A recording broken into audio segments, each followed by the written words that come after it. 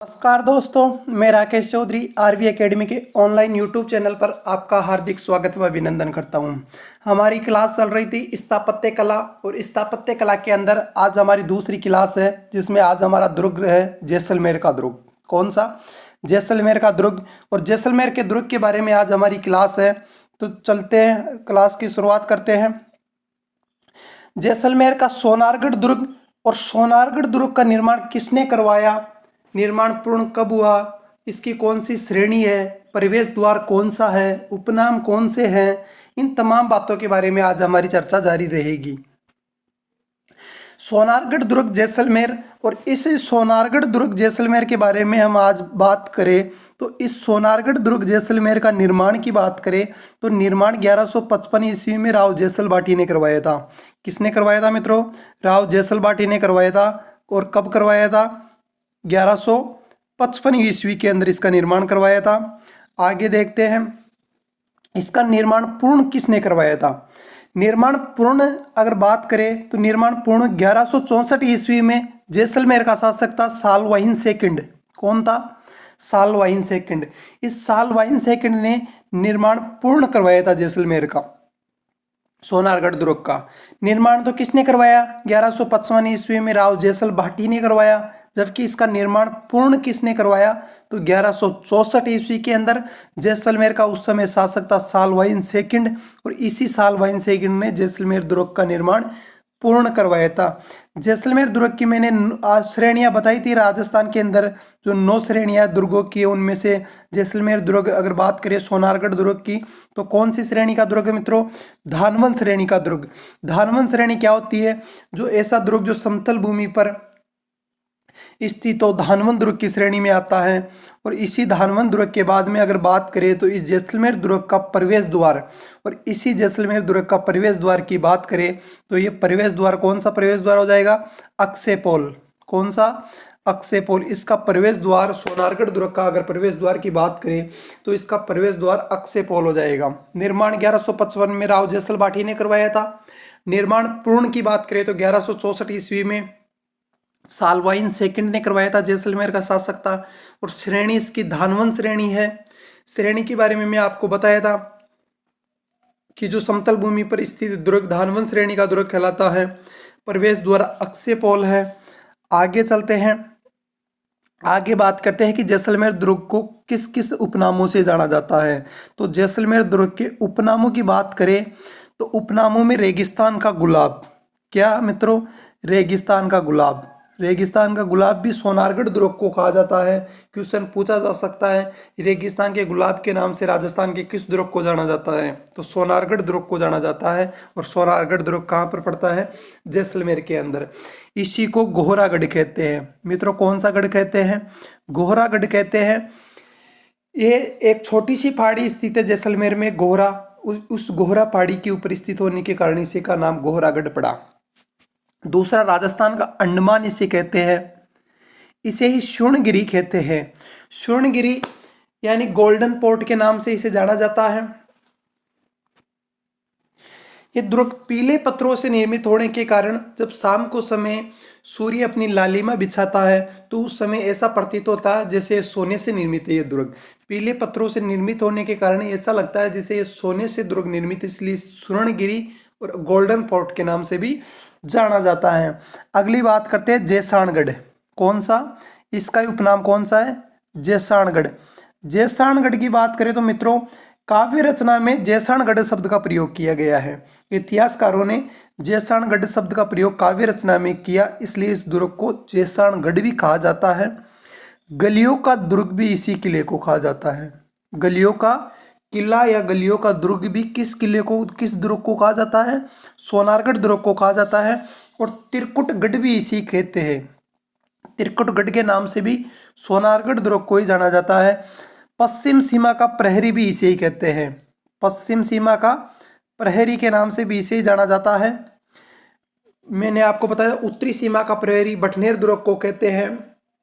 वही पूर्वी सीमा का प्रहरी लोहागढ़ दुर्ग को कहते हैं। दक्षिण सीमा या मालवा का प्रवेश द्वार चित्तौड़ को कहते हैं। और पश्चिम सीमा का प्रहरी आपके सोनारगढ़ दुर्ग जैसलमेर वाले को कहते हैं।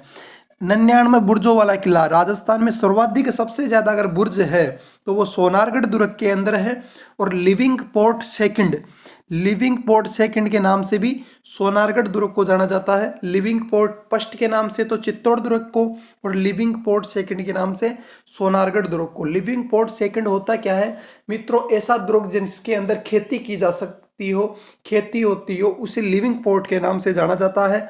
और खेती राजस्थान के दो ही दुर्गों में होती है, एक चित्तौड़गढ़ दुर्ग जिसकी लंबाई 2 किलोमीटर और चौड़ाई 8 किलोमीटर है, वही सोनारगढ़ दुर्ग जिसके अंदर भी खेती की जाती है, इसलिए जैसे लिविंग पोर्ट फर्स्ट के नाम से चित्तौड़ का दुर्ग जाना जाएगा और लिविंग पोर्ट सेकंड के नाम से सोनारगढ़ दुर्ग जाना जाएगा। इसके बाद में बात करते हैं गोल्डन पोर्ट के नाम से भी इसे जाना जाता है, ये इसके उपनाम हो गए। इसके बाद में आगे चलते हैं, सोनारगढ़ दुर्ग के बारे में आगे चलते हैं तो इसकी छत मित्रों लकड़ी से निर्मित है। किससे निर्मित है? लकड़ी से निर्मित है। लकड़ी से निर्मित होने का भी कुछ कारण होता है मित्रों। जैसलमेर के अंदर सबसे ज़्यादा अगर गर्म जिला पूछे तो जैसलमेर जिला है। वहाँ पर जब सूर्य निकलता तो वहाँ का जो रेत है वो दोहरा ज़्यादा जल्दी गर्म हो जाता है, और वो दोहरे जो रेत है वो गर्म होने के कारण, वो बालू का मिट्टी है और वो गर्म होने से वहाँ का वातावरण सबसे ज़्यादा गर्म रहता है।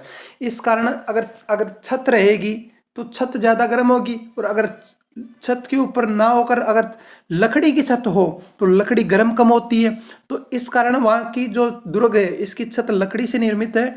और प्रत्येक वर्ष इस लकड़ी की छत के ऊपर गोमूत्र का लेप किया जाता है।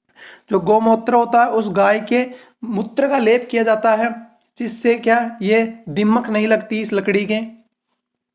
आगे बात करें तो ये दुर्ग पीले पत्थरों से निर्मित है। किन पत्थरों से निर्मित है? पीले पत्थरों से निर्मित होने के कारण इसे स्वर्णगिरी के नाम से भी जाना जाता है। ऐसा लगता है जैसे सोने से बनाया हुआ दुर्ग है। इस दुर्ग के ऊपर बात करें तो 2009 में 5 रुपये का डाक टिकट जारी हुआ। इंपॉर्टेंट है, 2009 के ऊपर किस दुर्ग के ऊपर सर्वप्रथम 5 रुपये का डाक टिकट, 2009 में 5 रुपये का डाक टिकट जारी हुआ। तो 2009 के अंदर जैसलमेर के सोनारगढ़ दुर्ग के ऊपर 5 रुपये का डाक टिकट जारी हुआ। कितने रुपए का हुआ? तो 5 रुपये का। इंपॉर्टेंट है। इस दुर्ग का अगर परकोटे की बात करें, चारों तरफ जो परकोटा होता है वो परकोटा घाघरे नुमा है।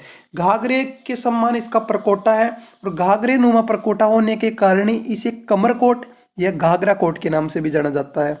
इसके उपनाम है, ध्यान रखना, इसका परकोटा घाघरे नुमा होने के कारण इसे कमरकोट या घाघरा कोट के नाम से भी इसे जाना जाता है। आगे बात करें तो आगे जैसलमेर दुर्ग के बारे में और बात करें तो इस दुर्ग के पास गडीसर झील स्थित है।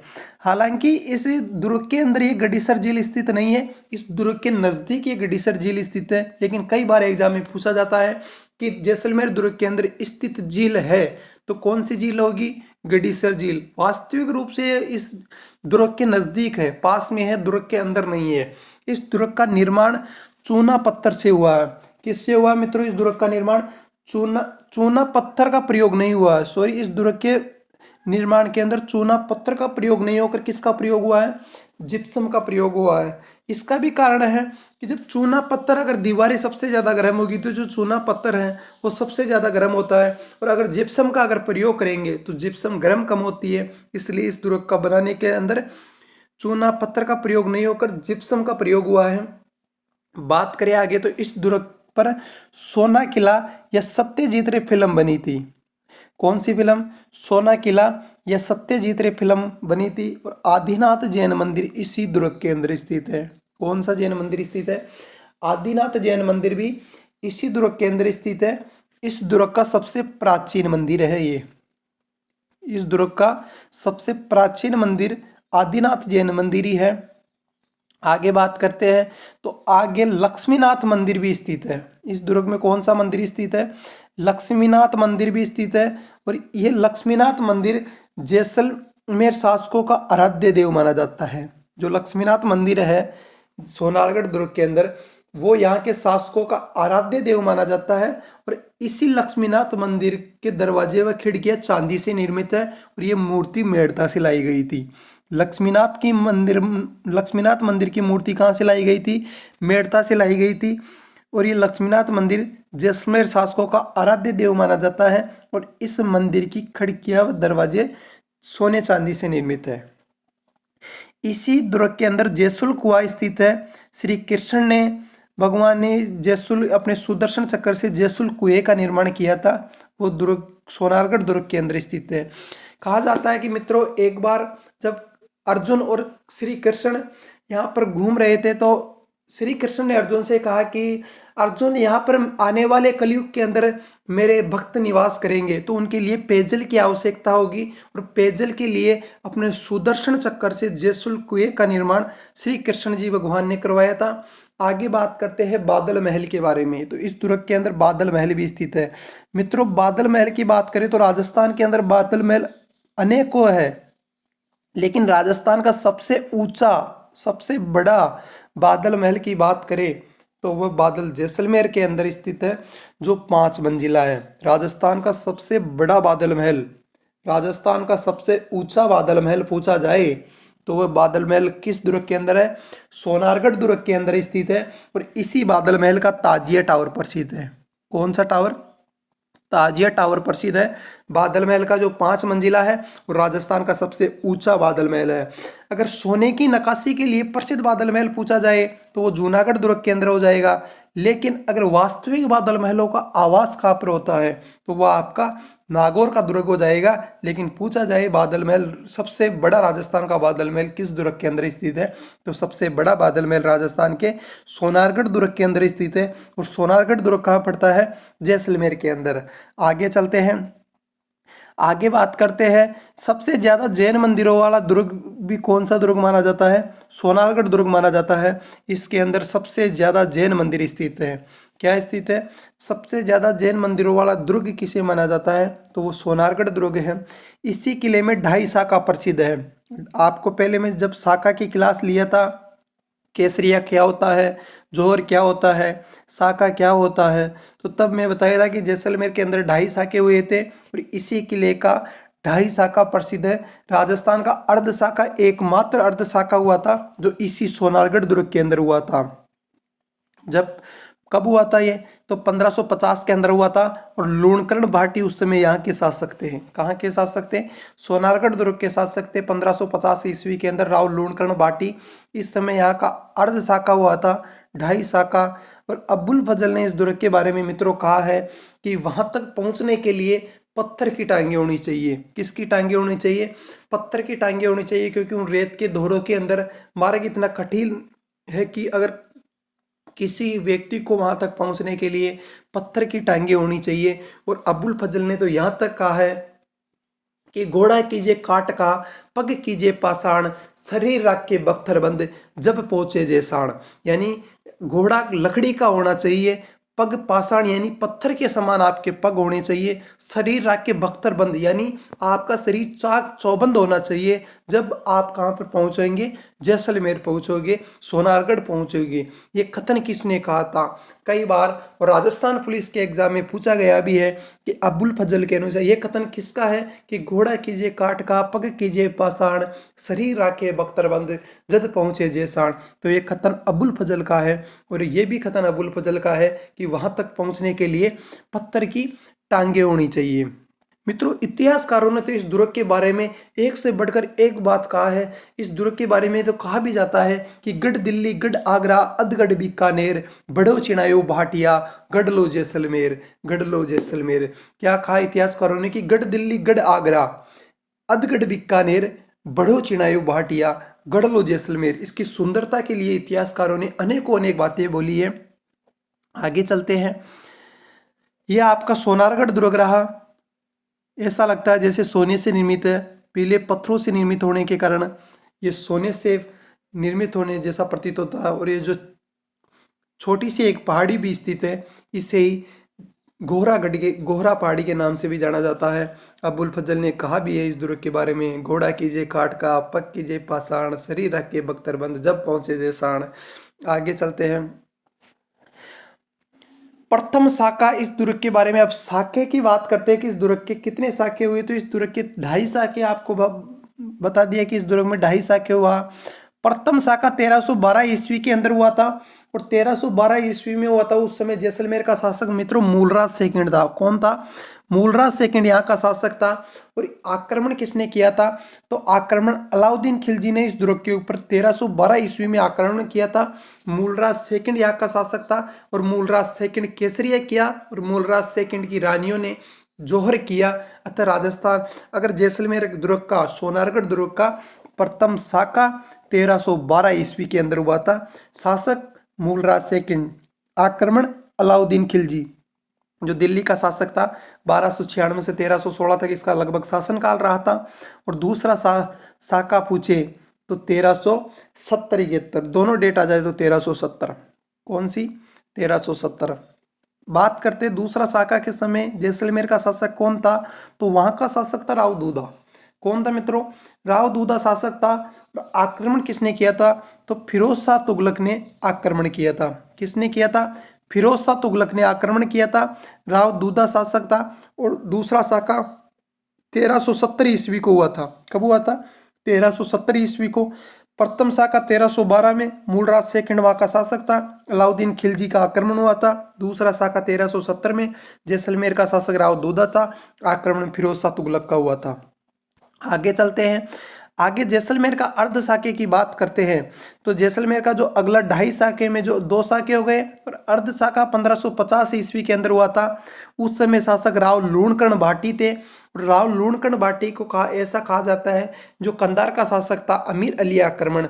इस अमीर अली आक्रमण ने बाद में करता है, लेकिन ऐसा कहा जाता है कि इस अमीर अली को राव लूणकर्ण शरण दिया था।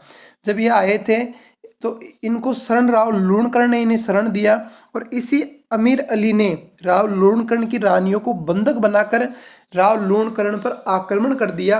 और जब बंदी बना लिया तो रानियां जोहर कैसे करेगी, इस कारण राव लूणकर्ण लड़ते हुए वीर गति को प्राप्त हो गए। अतः इस दुर्ग का केसरिया तो हुआ लेकिन शाखा नहीं हुआ। इसलिए राजस्थान का एकमात्र अर्ध शाखा के रूप में जैसलमेर दुर्ग को जाना जाता है, सोनारगढ़ दुर्ग को जाना जाता है, जो 1550 ईस्वी में हुआ था।